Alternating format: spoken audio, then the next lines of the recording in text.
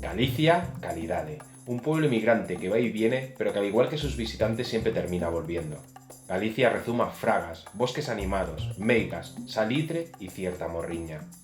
Una tierra bañada por el océano Atlántico, que se adentra en sus profundas rías, donde las rías baixas parecen lagos sembrados de islas y las altas te muestran su lado más salvaje. Para empezar nuestra aventura en terras galegas teníamos que cruzar la desembocadura del río Miño, dejando atrás Portugal, que tan buenos momentos nos había regalado, pedaleando y descubriendo en nuestros primeros kilómetros las primeras de las miles de aldeas que tiene Galicia. Pasado Bayona, la morfología de la costa cambiaba. De la recta portuguesa pasábamos a una costa articulada por rías con 1001 giros. Galicia cuenta con más de 1400 kilómetros de costa, 500 más que Portugal. Llegando a la ría de Vigo ya podíamos dar fe de ello y de lo exigente que iba a ser nuestra travesía por su indescriptible e irrepetible costa. Recorríamos la ría de Vigo acompañado de las bonitas vistas a las Islas Cíes, hasta el Cabo de Home, que marca el punto más al oeste del brazo de tierra que Galicia extiende al mar entre las rías de Vigo y la de Pontevedra, adentrándonos así en el Parque Nacional de las Islas Atlánticas. Giramos de nuevo al este entrando en la ría de Pontevedra, hasta llegar al fondo de la misma donde se encuentra la ciudad, que aprovechamos para visitarla y habituallarnos antes de rotar al oeste para explorar un nuevo brazo de tierra. En esta ocasión, con las bonitas vistas a la isla de Ons. Pasábamos la península de Ogrove, punto que marca la entrada desde el sur a la ría de Arousa, siendo la de mayor tamaño de toda Galicia. Su costa se caracteriza por ser poco profunda y por la formación de extensos bancos de arena donde se crían numerosos bivaldos como la almeja y el berberecho. Tiene numerosos islotes e islas, como la Toja o la de Sálveda de la Bocana. Sin duda, nosotros nos quedamos con la cautivadora isla de Vilagarcía de Arousa.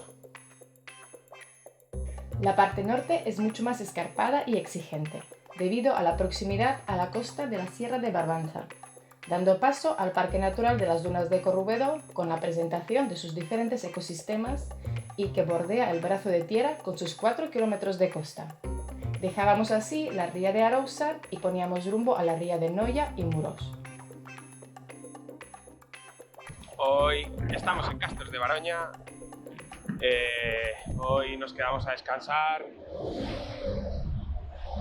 También dan mucha lluvia, así que a partir de las 5 de la tarde y nos vemos obligados a parar y descansar. Así que nada, hemos ido a la compra ahora, a habituallarnos y nos pondremos a editar y bueno, ahí se ve el cielo como anuncia lluvia. Y así fue. Durante 7 días no paró de llover y llover. Pero no podíamos haber caído en mejor sitio, acampados en el camping de Castros, donde Marcos y su familia nos hicieron sentir como en casa, ayudándonos y haciéndonos la estancia mucho más fácil. Por fin cesaron las lluvias y retomamos nuestro camino cruzando la ría de Noia y Muros en dirección al increíble paraje del monte y la lagoa del Louro, que marca el final de la misma. Seguíamos hacia el norte, hacia la ría de Corcubión, pasando la preciosa playa de Carnota con su intensa arena blanca. Al cruzarla nos metimos en tierra de nadie, lo que nos depararía más de una sorpresa. Volviendo a los caminos ciclables, descubríamos que tenía rotos 2 radios de mi rueda trasera, que acabaron siendo 3, y que la tienda más cercana estaba a 60 kilómetros. De nuevo, los buenos amigos salían al paso. Desde aquí, 1000 gracias de nuevo, Leo. Hay un dicho que dice que no hay mal que por bien no venga. Gracias a esto, disfrutamos de un atardecer y una noche acampados en Cabo Finisterre, punto que en la época romana marcaba el fin del mundo, de ahí su nombre que deriva del latín finis terrae. Amanecíamos en Finisterre para meternos de lleno en Costa da Morte y seguir nuestra particular ruta por el camino dos Faros, ya que muchos de sus senderos no son ciclables. De eso podemos dar fe. Dicen que pertenecer a la Costa da Morte es más un sentimiento que el propio lugar en sí. A nosotros lo que nos quedó claro fue lo exigente de esta tierra golpeada y formada por los elementos. Hoy definitivamente es la etapa más dura de todo el viaje. Ni llevamos ni 30 kilómetros y hemos subido 700 metros. Aprox, Peter. 720 metros de desnivel 720. en 32 kilómetros. 32 kilómetros. Arrastrando 60 kilos. Es criminal. Una tierra que cuando la recorres compensa tus esfuerzos con su belleza y la calidad de sus gentes, como nuestros amigos Ivana y José, que nos regalaban una noche mágica y confortable en una de sus ecocabañas de Laxe, o Raquel y Necho, anfitriones de la mejor gastronomía galega.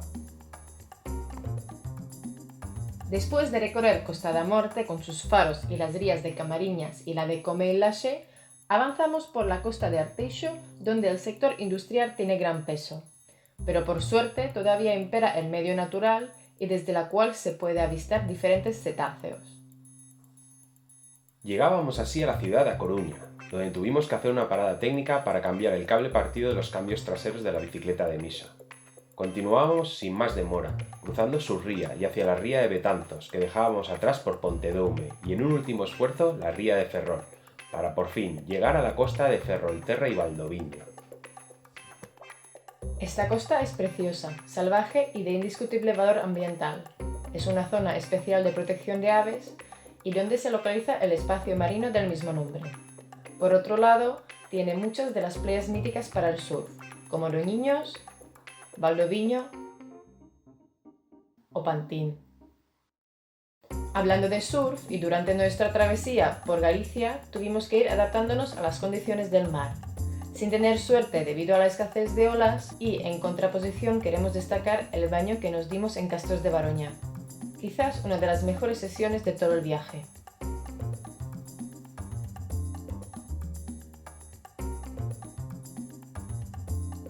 Decíamos adiós junto a las futuras generaciones de viajeros a la costa ártabra, para adentrarnos de lleno en las rías altas, siguiendo la indescriptible ruta de los alcantilados hasta Cabo Ortegal.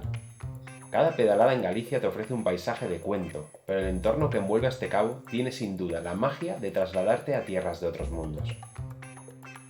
Seguíamos recorriendo la ría de Ortigueira, con la vista puesta en el cabo de Estaca de Bares, punto más al norte de la península, y donde sus coordenadas marcan la divisoria entre el Océano Atlántico y el Mar Cantábrico. Después de bordear las rías del Barquero, Viveiro y Foz, dejábamos atrás la mítica costa galega, cruzando la frontera natural que marca la ría de Ribadeo, sumergiéndonos poco a poco en las costas que baña el mar Cantábrico y donde Asturias, Cantabria y Euskadi nos esperan pacientes en el horizonte.